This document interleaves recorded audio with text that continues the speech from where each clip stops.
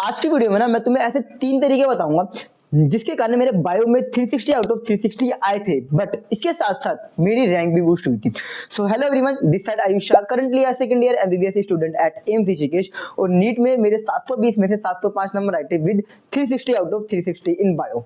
अब देखो, मुझे पता है कि जो बायो है ना वो थोड़ी सी मुश्किल होती है। मुश्किल क्यों होती है? क्योंकि इसमें सब कुछ रटने वाला होता है। तो बार बार फैक्ट्स याद करने पड़ेंगे, तुम्हें डेट्स याद करने पड़ेंगे, तुम्हें उसमें साइंटिस्ट के नाम याद रखने पड़ेंगे, और इवन उसमें अगर एनिमल किंगडम, प्लांट किंगडम, मोर्फो और एवोल्यूशन वाले चैप्टर आ जाए तो वो और ज्यादा मुश्किल हो जाती है। बट इन सबका टैकल मैंने इन 3 मेथड से निकालते हो। इन मेथड को अच्छे से यूज करते हो ना, मैं गारंटी दे रहा हूँ तुम आराम से बायो के अंदर 340 मार्क्स ला सकते हो। और अगर तुम प्रॉपर वे में प्रैक्टिस करो, प्रॉपर वे में टेस्ट दो और उसकी एनालिसिस करो तो डेफिनेटली तुम बायो में 360 मार्क्स तुम्हारे कहीं पे नहीं गया। पहला मेथड नॉट ओनली उसे मैं नीट के टाइम पे यूज करता हूँ, बट मैं उसे अपने एमबीबीएस के टाइम पे भी यूज करता हूँ। And the first method is, जैसे अगर मान लो, मैं तुम्हें एग्जांपल के साथ समझाता हूँ। जैसे मान लो मुझे कोई चैप्टर की रिवीजन करनी है, let's say take an example biological classification. तो मैं क्या करता था, सबसे पहले 30 मिनट्स का अलार्म लगाता था और 30 मिनट्स के अंदर अंदर पूरी की पूरी बायोलॉजिकल क्लासिफिकेशन की मैं पूरी की पूरी एनसीईआरटी पढ़ लेता था। मतलब थोड़ी स्पीड में ऐसी रखता था जिसमें जो इंपॉर्टेंट पार्ट्स होंगे, जो एग्जांपल्स होंगे, जो डाटा होगा, जो फैक्ट वाइज चीजों को, उसको मैं याद कर लेता था 30 मिनट्स के अंदर। और जैसे 30 मिनट्स हो गए, उस बुक को मैंने बंद कर लिया। बुक मैंने बंद कर लिया। अब मैं क्या करता था, अपनी आंखें बंद कर लेता था और मैं अपने दिमाग में रिमाइंड कराता था कि भाई उसके अंदर क्या क्या डाटा दे रखा है। जैसे फर्स्ट पेज के अंदर दे रखा है कि भाई सबसे पहले ये साइंटिस्ट आए थे, एरिस्टोटल आया था, फिर लिनियस आया था। एरिस्टोटल ने ये काम किया था, लिनियस ने ये काम किया था। सबसे पहले एनिमल को जो होता है वो 3 पार्ट में डिवाइड किया गया था, हर्ब्स, श्रब्स और ट्रीज के अंदर। फिर एनिमल को on the basis of RBCs के अंदर है या नहीं है, ऐसे किया था। फिर उसके बाद उसको कुछ क्राइटेरिया थे जिसके बेसिस पे उनको डिवाइड किया गया था, जैसे कि photosynthesis, non photosynthesis, multicellular, unicellular, ठीक है, और यूकैरियोटिक, प्रोकैरियोट, इसके बेसिस पे किया था। अब जैसे मान लो ऐसे करते करते तुम फिर मोनारा पे पहुंच जाओगे, फिर ऐसे धीरे धीरे करके तुम प्रोटिस्टा पे पहुंच जाओगे। और अगर मान लो कहीं पे तुम फंस गए, जैसे मैंने पहुंचते पहुंचते मैं मोनारा पे पहुंच गया और मैं यू बैक्टीरिया पे आ गया। यू बैक्टीरिया पे आते मैंने देखा कि मैं कोई चीज भूल गया हूं, तो मैं क्या करूंगा, उसी से मैं एनसीईआरटी खोलूंगा, उसकी पूरी की पूरी एनसीईआरटी पढ़ लूंगा। मतलब उस पूरे टॉपिक की एनसीईआरटी पढ़ लूंगा और फिर दोबारा बंद कर दूंगा बुक को, और बुक बंद करने के बाद मैं दोबारा आंखें बंद करूंगा और उसको दोबारा रिवाइज करूंगा। So this was the first method. अब इस मेथड को मैं कहता हूं active recall method. Active recall method में क्या होता है कि तुम्हारा ब्रेन जो होगा वो एक्टिवली याद करेगा एनसीईआरटी के हर एक लाइन को। अब इस मेथड से ये फायदा होगा कि तुम्हें एनसीईआरटी की एक एक लाइन अच्छे से याद होगी, अच्छे से तुम्हें रिकॉल होगी, और तुम बहुत लो चांसेस है कि तुम कोई चीज भूल जाओ। This is the first method जो मैंने यूज किया था। सेकंड मेथड जो मैंने यूज किया था वो था क्वेश्चन प्रैक्टिस के थ्रू। अब क्वेश्चन प्रैक्टिस के थ्रू मैंने कैसे किया था, देखो, जैसे अगर मान लो सेम चैप्टर हम ले लेते हैं बायोलॉजिकल क्लासिफिकेशन, उसमें मैंने फिर से 30 मिनट्स का अलार्म लगाया। 30 मिनट्स का मैंने अलार्म लगाने के बाद मैंने बुक पढ़ ली पूरी, फिर मैंने बुक बंद कर दी। अब मेरे पास जो क्वेश्चन प्रैक्टिस थे वो मैंने निकाली। उसमें से मान लो मैंने पहला क्वेश्चन सही किया, दूसरा सही किया, तीसरा सही किया, फोर्थ सही किया, फिफ्थ सही किया, मान लेते छठा क्वेश्चन मैंने गलत हो गया, यू बैक्टीरिया में से गलत है, तो मैंने क्या किया, फिर से यू बैक्टीरिया को पूरी पूरी एनसीईआरटी, पूरी की पूरी टॉपिक से पढ़ लिया और उसी से रिलेटेड, यू बैक्टीरिया से रिलेटेड मैंने 5 से 6 क्वेश्चन अटेम्प्ट कर लिए। अब इस मेथड से क्या होगा, इस मेथड से ना जो तुम्हारे वीक एरियाज होंगे, तुम बस उसी पे फोकस करोगे और स्ट्रॉन्ग एरिया होंगे उसको तुम छोड़ दोगे।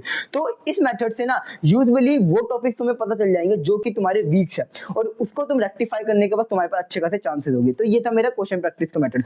अब देखो, मुझे पता है कि तुम में से अभी बहुत ज्यादा बच्चे प्रॉब्लम हो रही है कि हाँ भैया हमें क्वेश्चन प्रैक्टिस कहाँ से करें। देखो, मेरे पास ना एक ऐप था, नीट वाला ऐप, उसकी लिंक मैं डिस्क्रिप्शन में दे दूंगा, उसको जाकर डाउनलोड कर लो। और मैं गारंटी दे रहा हूँ कि उस ऐप को तुम यूज करोगे ना, तुम्हारे क्वेश्चन से रिलेटेड जो भी प्रॉब्लम होगी ना वो तुम्हारी सोल्व हो जाएगी। ये जो ऐप है टोटली फ्री ऑफ कॉस्ट है, इसमें तुम्हें पीवाईक्यूज मिलेंगे, नोट्स मिलेंगे, इसमें तुम्हें टॉपिक वाइज क्वेश्चन मिल जाएंगे। तो ये तुम्हें एक एक्स्ट्रा एज देगा कि अगर तुम्हारे कोई पर्टिकुलर टॉपिक वीक्स है ना तो वो तुम्हारे स्ट्रॉन्ग हो जाएंगे। नॉट ओनली दिस थिंग, बस इस ऐप में तुम्हें टॉपिक वाइज पीवाईक्यूज भी मिल जाते हैं, तो तुम्हें पता चल जाएगा कि कौन से टॉपिक से कितने क्वेश्चन आते हैं। तो इस चीज का एडवांटेज है इस चीज का।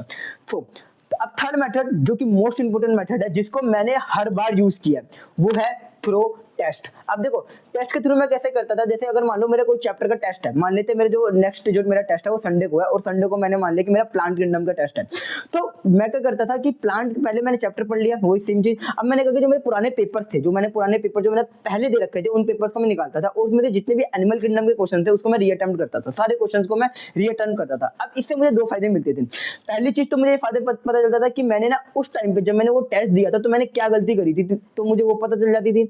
दूसरी चीज मुझे पता चल जाता आता था कि भाई मेरे कौन से वीक टॉपिक है और कौन से टॉपिक पे मैं ज्यादा से ज्यादा गलतियां कर रहा हूँ, टेस्ट के टाइम पे मैं कौन से टॉपिक पे ज्यादा गलतियां करता था। तो इससे मुझे दो चीजें पता चल जाती थी।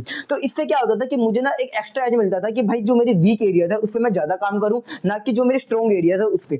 अब देखो मुझे पता है कि तुम में से बहुत सारे बच्चे जो कहोगे भैया इसके लिए मैं टाइम नहीं मिल पाता, देखो तुम्हें टाइम निकालना पड़ेगा। अब कैसे होगा तुम्हें मैं बताता हूँ। जैसे जो एक्टिव रिकॉल मेथड हो गया, जो एक्टिव रिकॉल मेथड हो गया उसे तुम कभी भी यूज कर सकते हो। जैसे फॉर एग्जांपल तुम ब्रश कर रहे हो तब उसे यूज कर लो, तुम वॉकिंग पे जा रहे हो तब उसे यूज कर लो, या फिर तुम मान लो तुम्हारा सेंटर पे जा रहे हो, तुम अगर मान कोई ऑफलाइन कोचिंग या ऑफलाइन कोचिंग में जा रहे हो तो वहां पे जाने में आने जाने में टाइम तो लगता है, तो उस जाते समय पे तुम एक्टिव रिकॉल मेथड यूज कर सकते हो। दूसरी चीज मैंने ऐप का नाम दिया है, उसे तुम डाउनलोड कर लो, उसमें से जो भी क्वेश्चन प्रैक्टिस है उसे यूज कर लो, तो ये एक एडवांटेज रहेगा। जैसे मैं जो मेरा टेस्ट होता था वो हर संडे होता था, तो मेरे घर से जो सेंटर की दूरी थी वो ऑलमोस्ट 2 घंटे की थी। तो इसी कारण की वजह से क्या होता है मेरे बायो के अंदर मुझे चीजें याद रहती थी लॉन्ग टाइम तक। और एक्टिव रिकॉल मेथड ना जरूर यूज करना, ये एक बहुत अच्छा मेथड है जिससे तुम्हें चीजें याद रहेगी। नॉट ओनली दिस थिंग, इस मेथड को ना मैं अपने एमबीबीएस में भी यूज करता हूँ, तो सोचो मुझे कितना ज्यादा एडवांटेज मिलता होगा इससे। अब देखो एक लास्ट थिंग जो तुम्हें बताना चाहूंगा मैं, ये ध्यान से सुनना। देखो बायो में ना सारी की सारी चीज ना वो है एनसीईआरटी बेस्ड, तो ट्राई करो अभी भी जो बच्चे ना ट्राई करना कि तुम नोट्स अभी छोड़ दो, इस टाइम पे ना एनसीईआरटी पे ज्यादा फोकस करो। मैं क्यों कह रहा हूँ, क्योंकि एनटीए वाले हैं वो डायरेक्ट एनसीईआरटी की लाइन से क्वेश्चन देते हैं, तो तुम्हें एनसीईआरटी की एक एक लाइन अच्छे से पता रहनी चाहिए। अब देखो मैं तुम्हें जैसे फॉर एग्जाम्पल मैं तुम्हें एक अच्छी सी एनसीईआरटी की लाइन का क्वेश्चन मैं यहाँ पे डाल देता हूँ। ये जो क्वेश्चन मैंने दिया है ना इसमें से तुम 90% बच्चे ना इसका आंसर गलत दोगे, और ये लाइन बाकायदा एनसीईआरटी के अंदर दे रखी है, ठीक है। तो इसका आंसर मुझे कमेंट सेक्शन के अंदर बताना क्या होगा, बाकी मैं पिन कमेंट में बता दूंगा कि इसका राइट आंसर क्या है, और ये चीज एनसीईआरटी के अंदर दे रखी है। दूसरी चीज इस समय पे ना एनसीईआरटी पे ही फोकस करो। नोट्स तभी उठाओ जब तुम्हारे कोई टॉपिक वीक हो, या फिर मान लो तुम्हें कोई टॉपिक समझ नहीं आ रहा तभी नोट्स उठाओ। उसके अलावा जो भी चीज होगी उसे तुम एनसीईआरटी से ही पढ़ो, और ट्राई करो बायो में कम से कम 340 330 या 360 नंबर लेके आओ, क्योंकि bio is the only subject जो कि तुम्हारी रैंक बूस्ट करेगी। मेरे बायो में 360 मार्क्स आए थे, इसी वजह से मेरी रैंक जो थी वो अंडर 500 आ पाई थी। तो आई होप से कि यार ये वीडियो तुम्हें अच्छी लगी होगी। तुम इन तीनों में से कौन सा मेथड यूज करते हो, या फिर तुम्हारे पास कोई यूनिक मेथड है, तो do tell me in the comment section. तुम मानोगे नहीं, मेरे पास अभी इस समय पे इतने सारे बच्चों का मैसेज आते हैं कि भैया आपके बताने के कारण, आपके तरीके के बताने के कारण हमें अच्छी इंप्रूवमेंट मिल रही है, हमारे मार्क्स भी अच्छे आ रहे हैं, और हमें एक होप मिली है जिसके कारण हमें नीट की प्रिपरेशन में हेल्प हो रही है। अगर तुमने अब तक मेरा पॉडकास्ट नहीं देखा है कि भाई मैंने कैसे प्रिपरेशन करी थी, तो लिंक मैं डिस्क्रिप्शन में दे दूंगा, मेरा पॉडकास्ट भी देख लेना। तब तक के लिए बाय। और अगर तुम्हें बायो की भी चीट शीट चाहिए जो कि मेरी फिजिक्स और केमिस्ट्री की मैंने बना के रख लिया है, और अगर तुम्हें बायो के लिए भी चाहिए तो मुझे कमेंट सेक्शन में बताना है, डेफिनेटली मैं इसमें बना दूंगा। तब तक के लिए बाय।